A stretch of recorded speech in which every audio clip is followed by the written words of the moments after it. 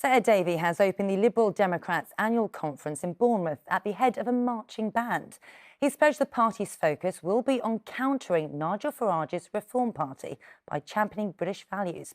Well, our political reporter Jasmine Cameron-Chileshi is there. Jasmine, it sounds like Sir Ed has set a new mission for the Lib Dems.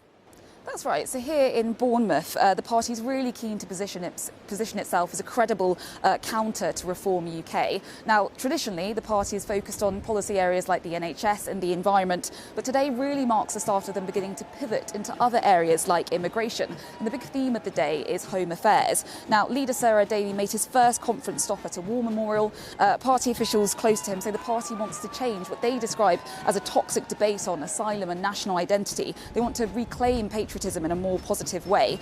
He's calling for the government to introduce so-called emergency Nightingale processing centres to really get to grips with the asylum backlog.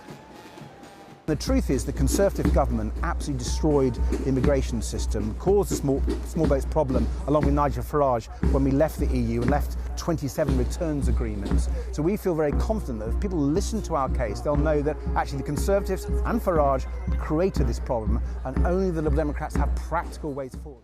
Now, this comes as the party's feeling pretty confident, having won 72 MPs in the general election and having had some pretty positive results in the locals. But YouGov polling has them at around 15%, crucially behind Reform UK. And Nigel Farage, despite only having a handful of MPs, has managed to really influence the national conversation on immigration. And so the big question looming over this conference is whether, by pivoting into policy areas traditionally dominated by parties of the right, the Lib Dems can mount an effective counter offer which can win over new members and voters.